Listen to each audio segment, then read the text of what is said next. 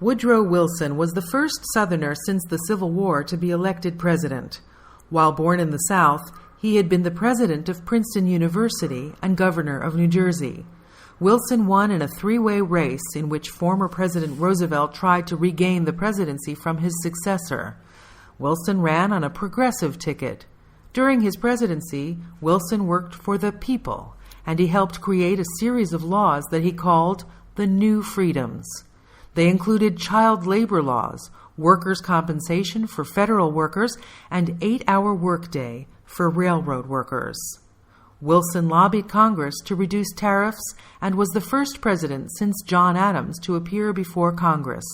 To look at the politics of the day from the viewpoint of the laboring man is not to suggest that there is one view proper to him, another to the employer, another to the capitalist, another to the professional man, but merely that the life of the country as a whole may be looked at from various points of view and yet be viewed as a whole. The whole business of politics is to bring classes together upon a platform of accommodation and combination. In a political campaign, the voters are called upon to choose between parties and leaders. Parties and platforms and candidates should be frankly put under examination to see what they will yield us by way of progress.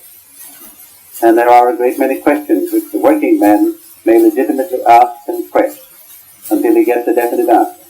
Wilson established the Federal Reserve Banking System, the first national banking system since the time of Andrew Jackson.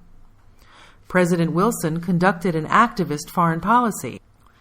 He refused to recognize Mexican dictator Huerta, and this almost led to a war with Mexico.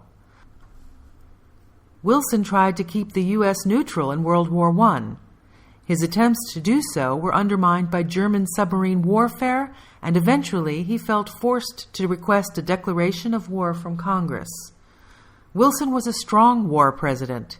He united the American people around the war and was able to portray the war as a fight for democracy. He issued a 14-point document for bringing about peace. The final peace negotiated at Versailles, however, bore little resemblance to that document. Wilson suffered a stroke in September 1919 and thus ended his term with much diminished capacity.